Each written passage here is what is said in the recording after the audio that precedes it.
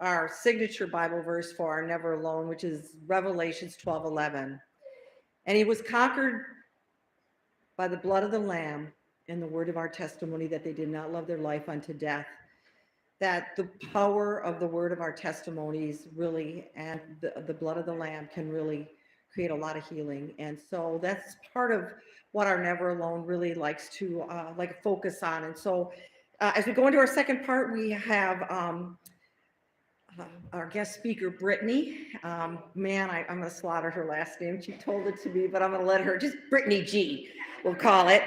Following Jesus, mothering five, infant, toddler, Montessori educator turned homeschooler, intentionally finding and weaving beauty in the mundane. You can always find me with a cup of tea and a book, or with my face in sunshine out in the garden. And to be God be the glory with it all. And let's warm welcome Brittany.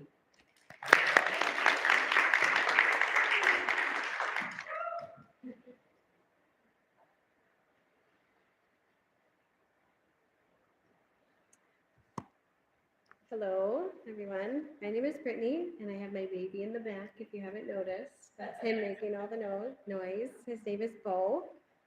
A little bit more about myself. I'm a mom to five. We have two girls and three boys, and my oldest is 13, and my youngest is Bo, who's almost 3 months. I'm a stay-at-home mom, and we homeschool. We love going on adventures and just taking life as slow as we can, trying to soak up as much goodness the world has to offer. My midwife is actually Joey for this last pregnancy, and she invited me to come and speak on this subject. 2 out of my 5 pregnancies and postpartums, I experienced depression, and they were all sprinkled with a little bit of anxiety and some intrusive thoughts. I have actually always been more of an anxious person throughout my whole life, though I tend to think I can hide it quite well. Most people would actually describe me as calm, peaceful, patient, grounded, those types of words. Only a few core people in my life actually know this about me and know when to dive in when I really do need help. Time has come, though, that I realize pushing it down seems to cause just as much damage. I actually had depression and anxiety during my pregnancy with Bo, and Joey helped me to navigate it. Originally, my first thought when she asked me to do this was, no way, no way. It's still pretty fresh and a little raw, and I'm typically a person who keeps to myself. I would be the person sitting quietly in the back of this room right now if I had a chance. But I prayed on it, and I felt led to say yes because someone might benefit from hearing my story, or maybe I will even find some more healing in it. My first pregnancy, I was filled with excitement and also a little bit of anxiety. I had 3 miscarriages prior to that one, and I was nervous about losing that pregnancy too. Honestly, I was young, and I really didn't have much of a clue as what to expect and the sacrifice that was needed when entering motherhood. I also had very little guidance and preparation and support on anything that has to do with pregnancy or birth, postpartum at all. I was the baby of my family, and I was never around babies, so it was totally new, brand new. After she was born, we simply were knocked off our feet. She was extremely colicky, and the nurse at the hospital left us with words that shook us. She said, I have never had a baby cry like this hard, or this much in all the time I've ever been a nurse. And that is what we started our parenting journey on. We were rarely able to soothe her for very long, and we would get by with 2 to 3 hours of sleep every night. When she was awake, she greeted us with lovely ear-piercing screams. We had no food prep, so we scrounged random food together for ourselves, mostly junk food. I sat there wondering why anyone would have children if this is how it was. Our family and our friends told us, yeah, this is normal, it's how it is. And that she was a bit colicky and that eventually it would just pass. So we tried to wait it out, and I began to compare our baby to our friends and began to think something was wrong either with me or with my baby. She seemed like she was in constant pain, but the doctor said she was healthy and gaining weight. I felt dismissed and hopeless. I didn't know if it would ever end or if we would ever sleep again. Mostly, I didn't want my baby to be hurting. I felt incapable of being a mom, and I didn't want to be with her. One day, she developed a fever. We took her to urgent care, and there they ran all the tests, even a spinal tap. because she was still so young. We found out she had a double ear infection. She started her first round of antibiotics, and we entered the cycle of chronic ear infections that lasted over 4 months. We found out she had silent reflux getting backed up into her sinuses, and then we found out her reflux was caused by dairy allergies. My breast milk hurt her stomach, even though after I cut it out, and eventually she developed an aversion to completely eating. She quit gaining weight, and we had to feed her half an ounce at a time, sometimes with a syringe all day and night long. I was struggling because I felt like a failure. I was going to my mom's house almost every day because I didn't want to be alone when my husband was at work. He would meet me at their house, and then we would go home after supper. He finally decided to call my doctor after I told him to take the baby home because I don't think I'm ever coming back. I wanted to run away. I started on some medication, and it did lighten my mood. I slowly started to feel better, and my mom and husband were my pillars, and my mom taught me how to be a mom, like by literally holding my hand. Her one suggestion was to pray every chance I can, and that nothing else matters. Leave the house dirty and just take care of the baby. This may sound simple to just pray, but it was actually the first time in years that I actually had a conversation with God. My mom slowly weaned me off of her help, and my husband and I could start building ourselves back with God as our foundation. Around 7 months postpartum, we found out we were pregnant again, and we were thrilled. This time we felt a little bit better equipped to handle anything that was thrown at us. And my grandma reminded us that a baby was a blessing, and that with God on our side, our family will thrive. And this was the start of our true relationship with God. We started going to church, and we were thrilled when it was the only thing that would soothe our first baby. The next pregnancy was great. We were definitely in a better place mentally and spiritually. Physically, I was tired, but just thought that came with the game of being a mom. I was still on medication for depression and anxiety as a preventative in hopes for a better postpartum. 5 years then passed, and a huge shift in our lifestyle did as well. I went to school for my master's degree in Montessori education, and I started teaching in Madison while my husband was working in Oshkosh. And overall, we were just doing a hustle. We were distracted by all the busyness of our lives, and we rarely talked to God again. We didn't really talk about God to our children or attended church anymore. We craved something different, but really couldn't pinpoint what or how. We just knew that life wasn't flowing like it should. Our values and our morals were essentially being challenged as we tried to keep up with the world. We then became pregnant with our third and saw it as an invitation for me to be back at home with all the kids and to simplify our life. We strive to bring God back into the foundation of our marriage and our family. The postpartum period led to some slight anxiety and some depression on changing our lifestyle. I struggled with being home and keeping the household running, and on top of that, the baby had feeding issues. He had tongue ties, he was gagging and choking during his sleep, which made it hard for me to ever sleep. I was worried that he wasn't going to make it. And he also had dairy allergies, so once again, we were dealing with. COVID also happened, and the chaos of the world just amplified my anxiety. I was experiencing panic attacks, especially when we would go to church, and I began to call out to God, and I dove into his word and into prayer. I tried medication again, hoping that it would cut it, but instead my body rejected it, and my anxiety was at an all-time high. I had digestive problems, I wasn't sleeping well, and I began to not eat, as I was stuck in this cycle of fear. I then went to a natural doctor who tested my deficiencies, and we cut out specific foods and we added in specific supplements, and I slowly started to heal. My fourth pregnancy brought us a lot of joy. I was nauseous right away, and I felt dizzy and lightheaded often. When we announced our pregnancy to people, we were met with strange comments and sometimes even rudeness. Some close family members said things like, "How will you handle it all? Are you stupid? You'll have to put the kids in school. Are you crazy?" We did not expect any of that. and my anxiety was back, and I became nervous about growing our family, and I questioned if I could handle it all. I felt exhausted and was never hungry. I did not want to experience anxiety like I did last time, so I set to it and I dove right into God's Word and prayer. I changed my diet right away and I prioritized eating nourishing foods, taking my supplements again, and doing breath work to calm my nervous system.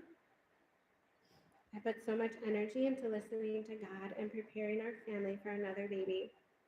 Postpartum was good, but I still felt a little overwhelmed, tired, but I overall had a joyful mood. Life was lovely and we found a good groove. We were busy but enjoying ourselves. We were adventuring, traveling. My husband started another business and life was just clicking on. Something that I realized again though is that every time we get busy, we seem to put God on the back burner. We cut out church because of travel or sports. We cut out family prayer because everyone's gone. We cut out Bible study to replace it for a foreign language. But when things become stable and smooth, we walk away from God. It seems to be a pattern in our life, but one thing I learned is that God can sometimes use a crisis to put you back on the right path because He loves you and He wants to draw you closer to the truth always. Before Bo's pregnancy, we were open to more children and sometimes even joked about it. It seemed like God was giving us a message to have a large family because when Kevin and I were out together, we would always meet someone that had 5 or more children, or someone that came from a large family, and they would always make sure to tell us about it. We even thought our family picture was missing someone in it, and my grandpa made comments to us about having more children so we could match him and my grandma. This baby was then put on our hearts, even though we felt we were already done. I even heard about Joey 1 month prior to finding out we were expecting, and I made the comment, I think I want another baby just so I can go to her. After I found out, I was excited, but I became nervous about announcing it to anyone again. I did not want to experience rude comments that we were met with last time. And this time when we did announce, we barely got reactions, and some people just sat there and said nothing. I found it so off-putting for adults to respond to a baby announcement like that just because it's not your first baby. It was such a downer from the start. It made me emotional and I started questioning myself all over again. I thought I had it all figured out on how to manage this all. I thought I knew how to have 5 children. I know to prioritize God. I know nutrition. I know supplements. And I know you need sleep. But I just got sucked in by the noise of the world. Started getting scared of the change that will happen and how it will affect my kids being in a large family, or how my marriage will change yet again. I truly enjoyed how our life was, and I felt like I was just getting it all figured out and put back together since the last baby. My husband was traveling a lot for work and for wrestling with our oldest son, so a lot of was resting on my shoulders to keep the house going. I questioned how I could do it all, and I kind of forgot about God and all of my worries. I forgot the blessing the baby would be and how slowing down would be good for us all.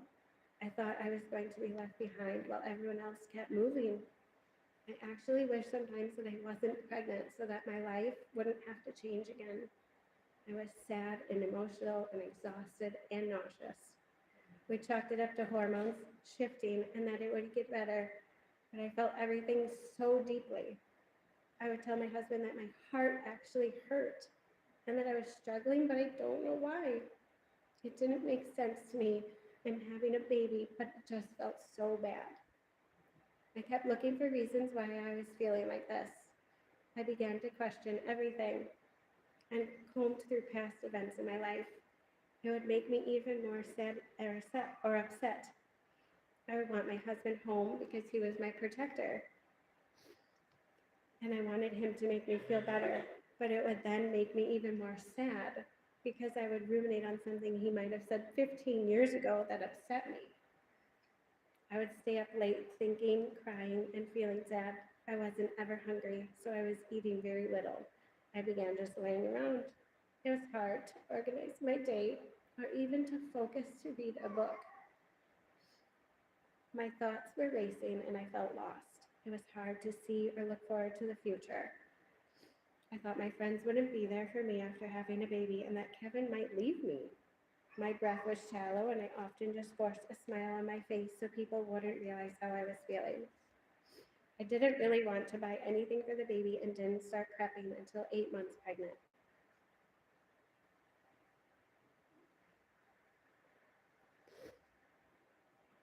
I hit rock bottom the week before Easter. My husband was gone for about 2 weeks for some work trips, and I was doing the juggle with all 4 kids. I barely ate all day, and I drank coffee in place of it. I was waking up through the night. While he was gone, I felt dizzy. My mind felt disconnected when I woke up, and I wondered if what I was even saying was making sense. I grew scared and felt unsafe. I thought my brain was crazy, and I was nervous because I felt like I couldn't control my mind. I thought I was having panic attacks, and the next couple days were rough and filled with fear to the max. I felt as if something had overcome me, and it felt terrible. I started to pray over myself, and afterward would instantly let out a sigh of relief. I would declare the authority of God over myself often. On Easter Sunday, I had a panic attack upon entering church and then midway again through Mass. The celebration afterwards, I was sad and crying. I felt hopeless. I then just ate a whole bunch of jelly beans and one orange, and lo and behold, I felt instantly better, like clear-headed. I could joke, and I was laughing for the first time in 1 week. And my husband shook his head and he said, "It's your blood sugar." I called Joey on Monday morning and told her about what I noticed and asked her if this could be the answer, and she said yes. She quickly created a new plan, and we talked about if this could be a spiritual battle as well. She sent over scriptures to read, and we talked about if this, and we had Kevin declare authority over our house. The other part of the plan was to eat and eat and eat, and to track my blood sugar with a glucose monitor. I was tracking around 65 to 70, and it took about a week with waking up multiple times a night, even to eat, to help my body regulate. I needed nourishment, and when I was eating and my blood sugar was normal, I would feel perfectly fine. It did not feel like I was being chased by a lion anymore. I had a clear brain with no sad, looping thoughts. And within a week, I felt night and day different, like someone flipped a switch. It was almost miraculous, like someone tossed me a rope down in the pit and I could finally climb out. I was determined to keep this moving in the right direction, and I felt called by God to surrender and cast all my fears to Him. Every time I felt down or had a negative thought, I would cast the lies away, and I would replace it with the truth. I woke up and I focused on gratitude and prayer. God is always there to listen, even if we don't have the words. He knows what's on your heart. I would look at the blessings in my life in front of me. I forced myself to notice all the beautiful things that surrounded me, and I would thank God out loud. These small or large blessings are like constant little kisses from God, just like we would give our own children. I got rid of all social media and screens to get rid of the negative, heavily worldly messages that seemed to know just how to trigger me. I focused on asking for help from those around me instead of shutting them out because they love me. And above all, I went back to God's Word. I feel like God placed Joey in my life at this exact time for a higher purpose that I may never understand.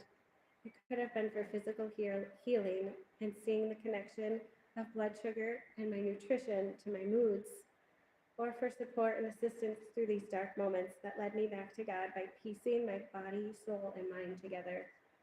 This situation led me to assess my life and bring God back to the front again, directing my eyes on God and surrendering all my thoughts and fears to Him. He is the healer, He is the way, He is good, and opening our hearts and allowing Him to work through us by trusting in His path for us. Within Bo's birth, he came into this world in a tumultuous way within 40 exciting minutes, and my body knew exactly what to do. The beautiful baby was a triumphant reward, redeeming despair and anxiety during pregnancy and replaced it with joy and confidence again.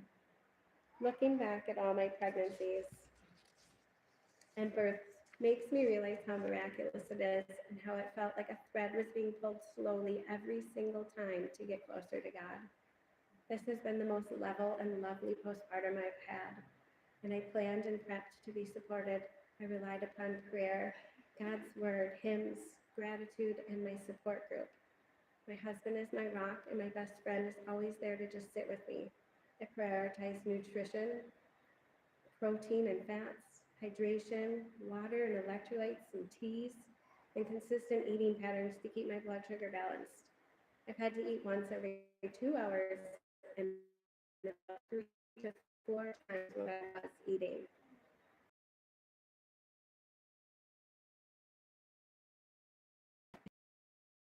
And I can organize my life again. If you're experiencing dark times, I just want to give you hope. It's hard to see the way out and how to stack all the pieces together when you're in the dark, but there are others all around you who can help and who love you. You do not need to silently suffer. Balancing your blood sugar and proper nutrition might not be everyone's answer, but something will fall into place and you will see the light that God is casting on you. Also, to be truly transparent, as our thoughts came up, such as guilt and embarrassment, why would anyone do this for me? It seems insignificant. What if it happens again? What if it's back? And I spoke this to my best friend and stated how grateful I am to be out of that place. I reminded myself I am doing well. But what if? And she told me, if you ask what if, then you need to complete it with even then God will be there. Even then your family will love you. And even then, you know there's hope just around the corner. Thank you.